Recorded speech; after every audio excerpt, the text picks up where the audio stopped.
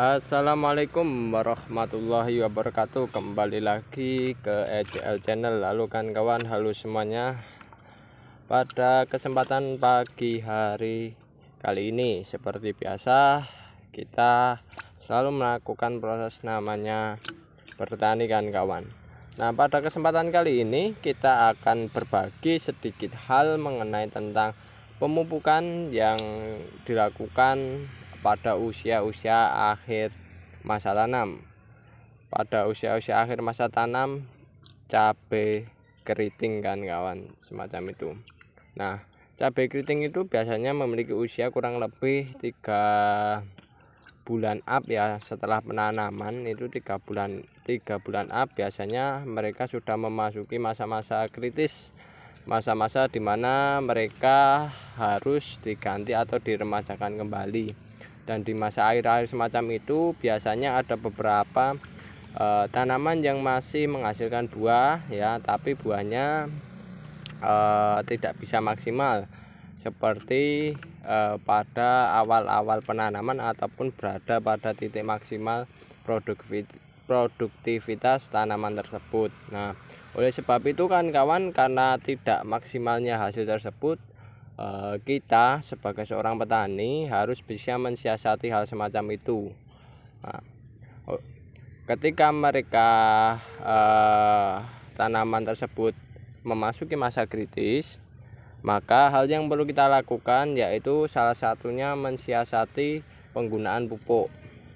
Pupuk ini ya, itu selalu kita gunakan ketika tanaman masih tetap menghasilkan buah. Nah, akan tetapi permasalahan yang sering terjadi, tanaman tersebut itu sebagian masih menghasilkan buah, tapi tanamannya sudah tidak berbunga ketika mereka sudah di masa kritis atau masa mendekati kematian mereka. Nah, oleh sebab itu untuk memaksimalkan buah-buah tersebut yang masih hidup ya, yang masih ada pada tanaman tersebut dan kondisinya masih kecil, langkah yang perlu kita lakukan yaitu dengan menggunakan pupuk organik. Karena mengapa? Karena dengan penggunaan pupuk organik ini biayanya jauh lebih murah dibandingkan dengan penggunaan pupuk non organik. Apalagi di masa kritis, yang dimana masa kritis tersebut buahnya belum tentu besar dan buahnya belum tentu baik juga kan kawan, ketika kita berikan pupuk non organik semacam itu.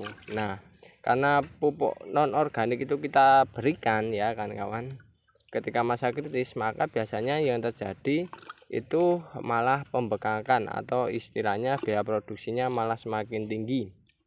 Nah, oleh sebab itu mensiasati hal semacam itu agar biaya produksinya sesuai dengan hasil yang diperoleh, maka di masa-masa kritis ya kan kawan ya, itu kita perlu memupuknya dengan menggunakan pupuk organik.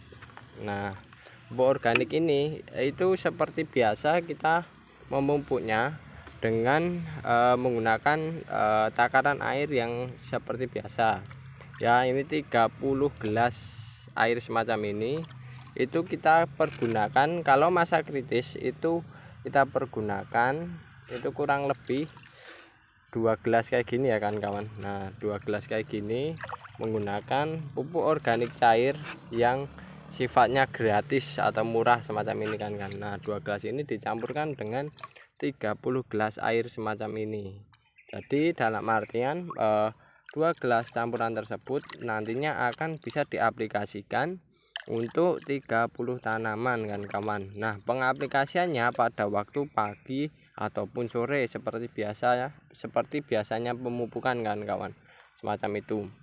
Nah, pupuk ini kan kawan itu diaplikasikan setiap pagi ataupun sore. Nah, kapan kita mau mengaplikasikan waktu pemupukan organik semacam ini kan kawan, full organik semacam ini, itu ketika mereka memasuki masa kritis ya. Ciri masa kritis pada tanaman cabai keriting yaitu biasanya tanamannya menguning, mulai merontokkan bagian-bagian daunnya, dan yang jelas bunganya itu sudah tidak bermunculan semacam itu. Nah, di sini kan kawan, kita melihat tanaman cabai keriting kita itu sudah memasuki masa kritis. Jadi yang saya maksud tadi adalah bunganya sudah tidak mulai bermunculan itu semacam ini.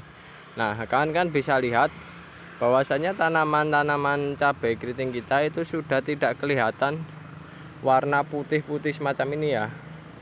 Ya, mahkota bunga itu sudah pada tidak kelihatan. Nah, itu menandakan tanaman cabai itu sudah akan mengakhiri hidupnya kan kawan. Ya, meskipun ada buah-buah cabai yang kondisinya masih kecil semacam ini ya, buahnya masih kecil semacam ini. Nah, dan ini kayak gini. Nah, itu menandakan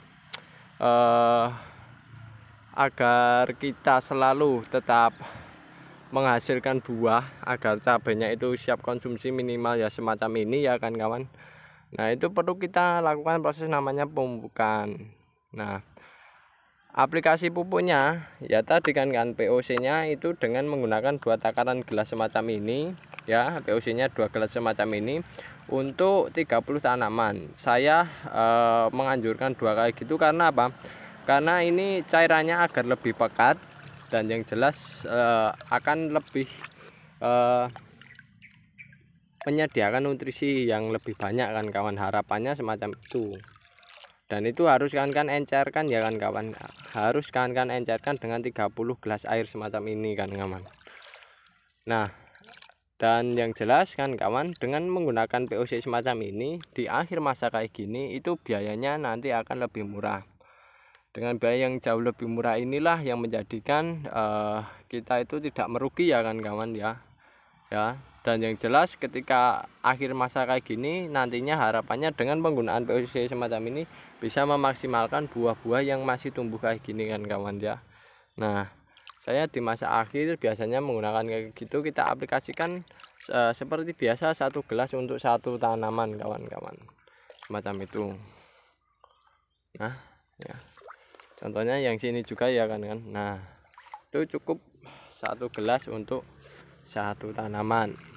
Nah, dan ini kan kawan, dengan penggunaan POC semacam ini ya, biayanya itu jauh lebih murah, jauh bisa ditekan ya kan ketika masa kayak gini. Karena pengalaman kami ketika dia memasuki masa kritis, akan tapi kita pupuk dengan menggunakan pupuk yang sifatnya non organik, itu biasanya biayanya itu jauh lebih mahal, sehingga nanti yang kita peroleh dalam pemupukannya itu akan lebih mahal dan nantinya keuntungan yang kita peroleh itu jauh lebih sedikit.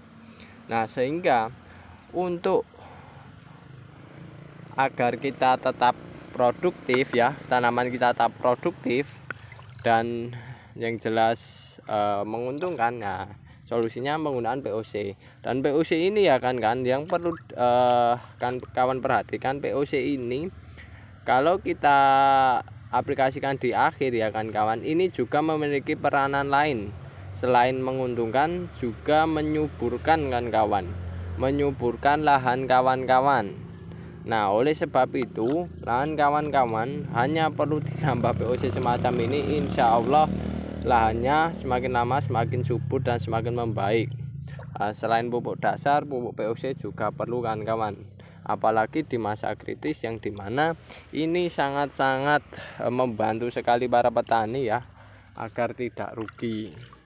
Nah, kalau untuk hasilnya kan kawan, nanti ya kan kawan, itu kita serahkan pada yang kuasa. Yang jelas dengan penggunaan pupuk semacam ini insya Allah hasilnya ya bagus juga kan kawan, asalkan tanah kan kawan subur ya kan kawan, bagus ya. Tapi tidak masalah dan tidak menutup kemungkinan kalau untuk ruginya itu jauh lebih sedikit ya, resikonya lebih kecil kan kawan, dibandingkan dengan menggunakan pupuk non organik ya kan kawan. Dan ini kami aplikasikan di masa-masa air semacam ini, dimana masa itu tidak sudah mulai berbunga. Dan yang jelas kan kawan, yang jelas ini pastinya tinggal ambil untungnya sendirilah semacam itu. Karena apa? Karena POC yang kita gunakan tadi itu menggunakan POC yang harganya Rp0 kan kawan ya, dan cukup murah sekali, yang jelas sangat-sangat menguntungkan. sangat-sangat menguntungkan dan sangat-sangat membantu ya tanah kita untuk lebih baik dan semakin baik ya kawan-kawan ya, semacam itu. Dan yang jelas ini di POC ini juga kawan-kawan, ini ada bakteri-bakteri yang dapat mengurai bahan-bahan organik yang berada di lahan. Jadinya POC ini cocok sekali di akhir masa tanam masa budidaya, masa budidaya cabai ini juga nantinya ketika kita aplikasikan jauh lebih pekat, POC-nya akan nanti lebih memaksimalkan penguraian bahan-bahan organik yang berada di sekitaran perakaran ataupun di media tanam yang tersiram dengan POC semacam ini. Nah, ini kan kawan pengalaman kami yang bisa ceritakan kepada kawan-kawan. Semoga kawan-kawan bisa mengaplikasikannya, dan di sisi lain semoga bermanfaat ya kawan-kawan. Yang jelas semoga membantulah dalam budidaya tanaman cabai pada lahan kawan-kawan semacam itu. Oke, itu dulu yang bisa saya sampaikan. Jika ada kekurangan maupun kesalahan, kami mohon maaf yang sebesar-besarnya. Ambil sisi positifnya ya, dan tinggalkan sisi negatifnya ya. Jika video ini bermanfaat, silahkan di-share, dan jika ini tidak bermanfaat ya silahkan ditinggalkan kawan, semacam itu. Oke, saya akhiri. Wassalamualaikum warahmatullahi wabarakatuh.